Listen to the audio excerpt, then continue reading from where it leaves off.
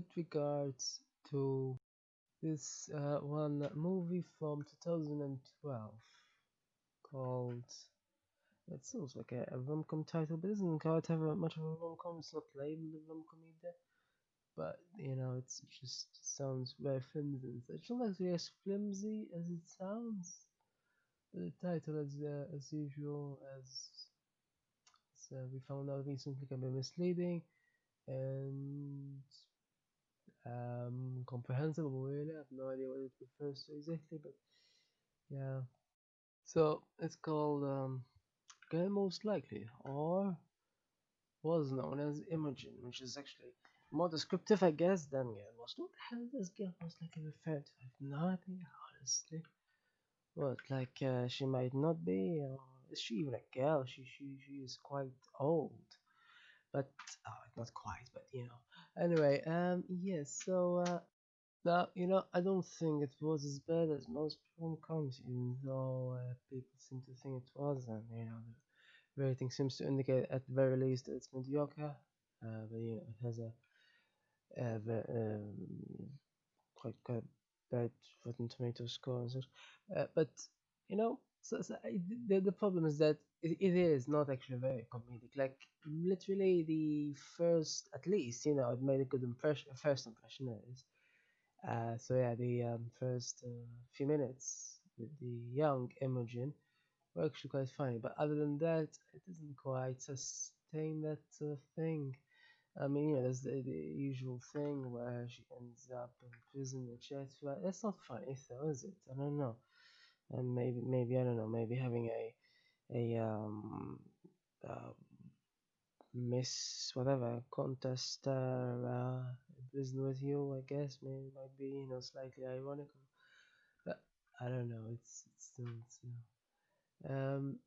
so yeah, it wasn't thought too funny. I don't even understand why she thought her father was an asshole. Just because he offered her money instead of what anything deeper, I suppose. But other than that, I mean, wasn't the worst person ever. It seems. Apparently, I've watched him in a movie from the 80s once. Once, yeah, from the 80s though. So he grew quite old, obviously.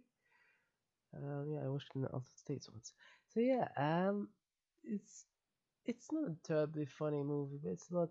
At least it doesn't have the usual boring nonsense that most rom-coms have. In addition to being unfunny, it has some nice views, where it's situated and such, and the ending was funny though.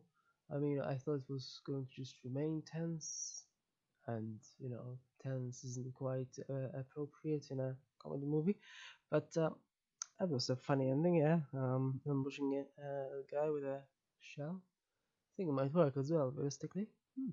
Possibly. Now, of course, the thing with the shell and her brother is potentially comedic, but it just plays on the awkward angles. It's just all awkward and such. But, in terms of someone who loses her job and loses her fiance, which is also what Melissa McCarthy movies are all about. As it happens, somehow she seems to be obsessed about that, even though seems like her relationship has been steady for a while. So I have no idea why. Um, but in terms of that, in comparison, this movie is better. Just when tackling those subjects, in terms of I thought that they were better than you know either Life of the Party or Tammy possibly, but it's a different perspective. It's certainly not worse, but these kind of movies are always kind of the same. Really, they're not quite that unique, but yeah, they're okay. But yeah, it wasn't too funny. Saying that, it was still mediocre. So I'm not saying it was the best thing ever. I think it's not even one of the better comedies I've watched. So, but uh, better at least than many others. I think one of my favorite sort of scenes. wasn't comedic, so that says something. Was the thing with the where they were in front of the aquarium and talking, and yeah, it had some interesting stuff being said. Um, but yeah, otherwise, I mean, it's still sort of mediocre drama, but this is it's a lot of movies are done, worse still, maybe better, but when it comes to drama, it's sort of a difficult thing to really evaluate. So, but otherwise, it